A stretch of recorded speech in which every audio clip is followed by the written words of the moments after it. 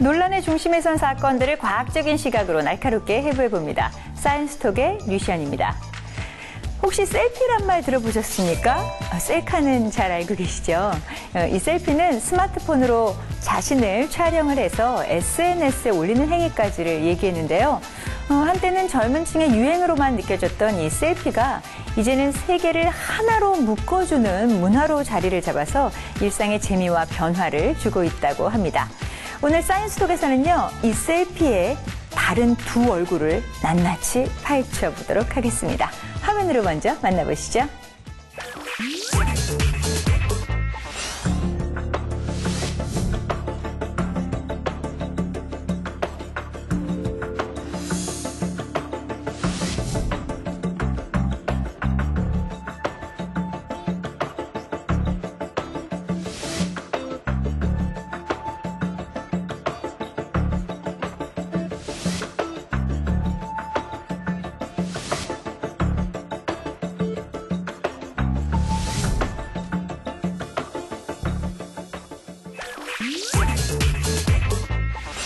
지난해 여름 셀카봉이 큰 인기였죠. 남녀노소를 아울러서 전 세계적으로도 유행이었다고 하는데요. 그 때문일까요? 하루에 인터넷상에 올라오는 셀피가요, 3억 5천만 장이라고 합니다. 그러니까 1초에 한 4천 장이 넘는 사진이 올라오는 건데, 대단하죠. 이 셀피 열풍, 오늘 신경원 기자와 이야기 나눠보도록 하겠습니다. 안녕하세요. 안녕하세요. 네. 혹시 셀피 좋아하십니까? 신 기자님은?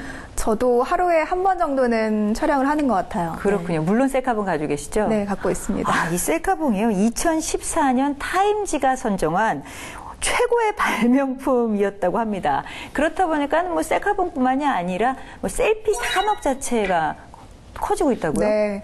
우선 그 셀피라는 용어부터 간단하게 좀 소개를 드려야 될 것 같아요. 우리말로 하면 뭐 자가 촬영 정도로 정리할 수 있을 것 같은데요. 신조어예요. 그래서 아까 말씀하신 것처럼 이 셀피가 전 세계적으로 좀 인기를 끌다 보니까 그 옥스퍼드 사전에서 2013년 올해의 단어로 선정을 하기까지 할 정도로 굉장히 전 세계적으로 영향력 있는 것이라고 보시면 될 것 같고요. 네.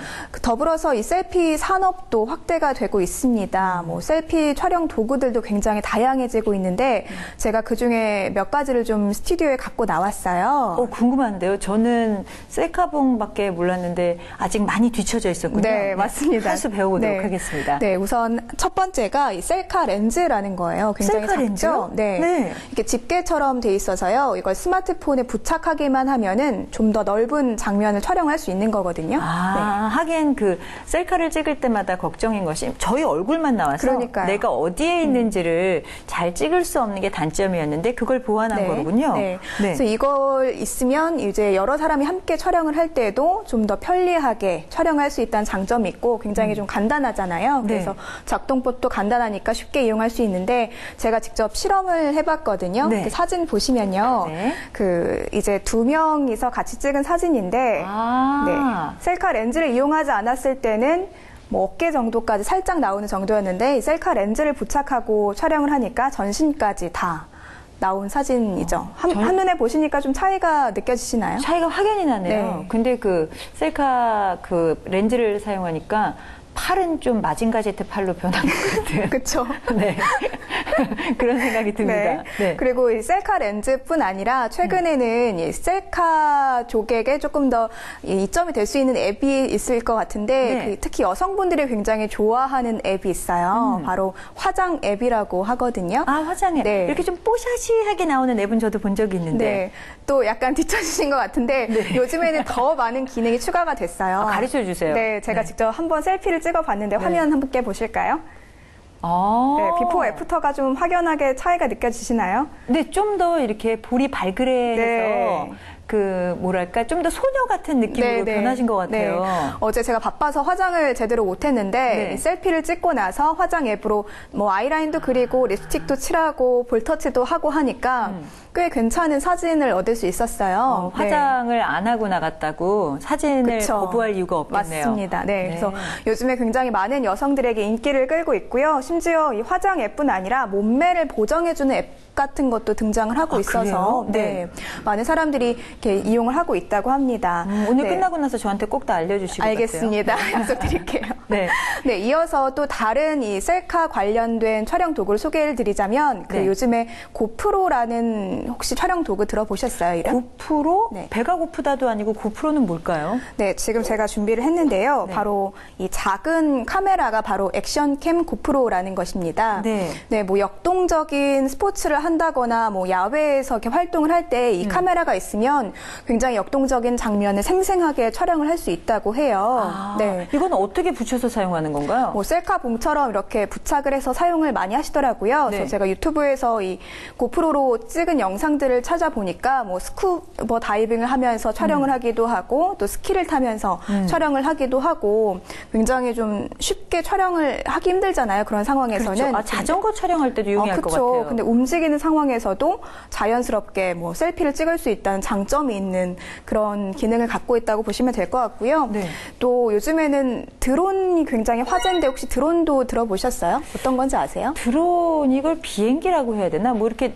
날아다니는 로봇처럼 하는 그런 거 아니었나요? 네, 뭐 쉽게 설명드리면 무인 비행기 정도로 생각하시면 될 것 같은데 요즘에는 드론을 이용한 셀피 촬영 도구도 나왔다고 해요. 그 최근에 제일 이슈가 됐던 거는 손목시계처럼 생겼던 건데 손목시계형으로 이제 손목에 부착을 하고 나서 이거를 셀피로 내가 찍고 싶다 하면은 얘가 부메랑처럼 날아갑니다. 그래서 나를 멀리서 찍고 다시 손목으로 돌아오기도 하고요.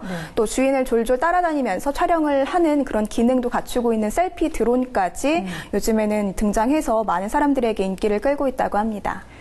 이렇게 확대가 되면 꼭 거기에 반대돼서 나오는 문제점 그런 거 있잖아요. 네, 맞습니다. 요즘에 뭐 셀피 관련돼서 논란들이 굉장히 많이 나오고 있는데 많은 분들이 쉽게 떠올리시는 게 그 강남의 한 성형외과에서 저도 기억나시죠? 기억나요. 네. 그 수술이 이루어지는 공간에서 뭐 생일 파티 한다고 케이크에 촛불 켜놓고 뭐 장난스럽게 보형물 갖고 장난치는 그런 사진들이 이제 SNS에 공개되면서 많은 분들의 공분을 샀던 사건이 있었죠. 또 비슷한 사건이 중국에서도 한번 일어나서 굉장히 많은 사람들의 비난을 샀다고 합니다. 자, 근데 제가 목숨을 건 그런 극한의 셀피가 있다는 얘기를 들었거든요. 이것은 어떤 건가요? 네, 이제 좀 과시욕이 지나치다 보니까 위험할 수 있는 상황에도 무리해서 좀 셀피를 찍는 그런 사례들이 좀 속출하고 있는데 궁금하네요. 네, 어떤 한번 건지? 제가 화면을 보면서 소개를 해드릴게요. 네. 우선 지금 보시는 화면에 굉장히 고층 빌딩인 것 같죠? 근데 남성이 용감하게 이제 셀피를 찍고 있는 모습입니다. 저는 고소공포증이 있어서 절대 저 상황에서 셀피를 찍을 정신이 없을 것 같은데 저도요. 네, 정말 당당하게 셀피를 찍고 있는 모습이 공개돼서 많은 누리꾼들의 놀라움을 산 사례가 있었고요. 저거는 밑에 하나 자막 넣어줘야 돼요. 그 어린이는 절대 따라하지 마시오. 네, 굉장히 위험하죠.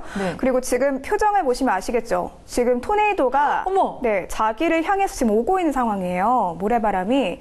근데 저렇게 경악한 표정을 저 상황에서 셀피로 남긴 남자도 있었습니다. 참 대단하다고 하기도 뭐하고 정말 저분 저 셀피 올리고 살아계신 거 맞죠? 아직 그것까지 확인이 안 됐는데 위급한 상황에서도 셀피는 놓지 못했던 한 남성의 모습이 있었고요. 또 마지막 화면 보시면요. 우주가 펼쳐져 있죠. 근데 이게 합성이 아니라 실제 나사에서 이제 근무하시는 분이 지구를 배경으로 셀피를 찍으신 거예요. 그래서 쉽게 얻을 수 없는 셀피를 이렇게 구현한 여러 가지 다양한 셀피가 있었어요. 마지막 사진은 무슨 영화 그래비티나 인터스텔라가 생각이 나겠습니다. 그런데 앞서 소개를 해드렸던 것처럼 이제 너무 위험한 상황에서 셀피를 욕심을 내서 찍다 보면은 실제로 그게 엄청난 사고로 이어지기도 하거든요. 그래서 실제로 이 해외에서는 한 부부가 뭐 절벽에서 셀피를 찍다가 좀 더 멋진 뭐 배경을 뭐 이렇게 같이 찍고 싶으셨나 봐요. 그러다 보니까 절벽 아래로 이렇게 추락하는 그런 사고도 있었고요. 또 멕시코에서는 한 남성이 이제 뭐 총을 방아쇠를 당기는 모습을 셀피로 남기고 싶었나 봐요. 근데 장전이 된 걸 몰랐던 거죠. 그렇다 보니 이제 그렇게 어이없게 좀 숨지는 그런 안타까운 사고도 최근에 해외에서 일어났다고 합니다. 그런 사고들은 있어서는 안 될 사고들인 것 같은데요. 맞습니다. 아니, 도대체 셀피가 뭐길래 그렇게 목숨 걸고까지 늘 촬영을 하시는 걸까요? 네. 앞서 간단하게 잠깐 소개해드렸던 것처럼 과시욕이라고 정리하는 게 제일 맞을 것 같아요. 뭐 내가 이런 곳에 와봤다, 지금 이런 경험을 하고 있다, 남들과 다른 좀 차별화된 이 상황을 전달하고 싶은 거죠. 근데 그런 욕심이 과하다 보면은 뭐 셀피 중독까지 이르는 사례도 있는데 뭐 이게 셀피가 뭐 정신적 질환이라든가 중독까지 인정받을 수 있을까라고 의문을 품는 분들도 그쵸. 계실 것 같은데요. 네. 실제 미국 의학회에서는 셀피 중독은 정신질환이다 이렇게 발표를 하기도 했어요. 네. 그리고 영국에서는 한 10대 남성이 뭐 하루에 10시간씩 뭐 200장 이상 셀피를 찍다가 아무리 찍어도 마음에 드는 사진이 안 나오는 거예요. 네. 그래서 자살 시도를 한 사례도 있었거든요. 그러니까 이게 셀피를 그냥 뭐 단순히 개인의 취미 정도로 치부하기에는 조금 어려운 부분도 있지 않을까. 무엇이든지 과유불급이면 안 좋다고 하잖아요. 그렇죠. 근데 이것도 좀 그런 측면이 있는 것 같습니다. 미국의 모 대학에서는 올바른 셀카 방법이라는 교양 강좌가 또 개설이 됐다고 하는데요. 네. 그러면 우리도 이제 건전한 셀카 문화 확립을 위해서 생각해 볼 수 있는 대안은 어떤 게 있을까요? 뭐 전문가들이라든가 여러 사람들의 의견을 종합해 보면 뭐 셀피라는 건 뭐 규제를 할 만큼 뭐 심각하게 남들에게 피해를 주는 행위는 아니지만 공중 도덕에서 이제 조금 상식선에서 고려해야 되지 않을까 이런 의견들이 많이 나오고 있어요. 그래서 당연히 뭐 셀피 찍고 SNS에 올리는 것은 개인의 취미로 존중받을 수 있지만 남에게 피해를 주면서까지 하는 건 옳지 않은 행동이니까요. 우리 사회가 한 번씩 좀 셀피에 대해서 경각심을 갖는 태도를 갖는 게 제일 중요하지 않을까 하는 생각이 들었습니다. 네, 오늘 셀피에 대해서 여러 가지를 배웠네요. 고맙습니다, 신경훈 기자님. 네.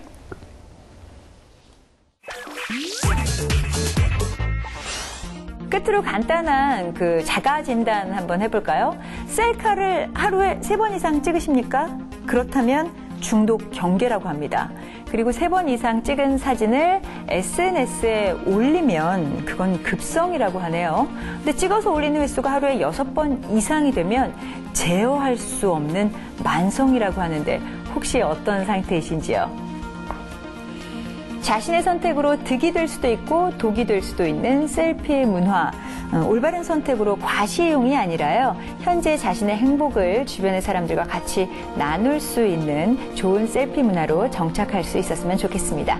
오늘 준비한 순서는 여기까지고요. 저는 다음 주에 또 다른 핫 이슈 가지고 찾아뵙도록 하겠습니다. 고맙습니다.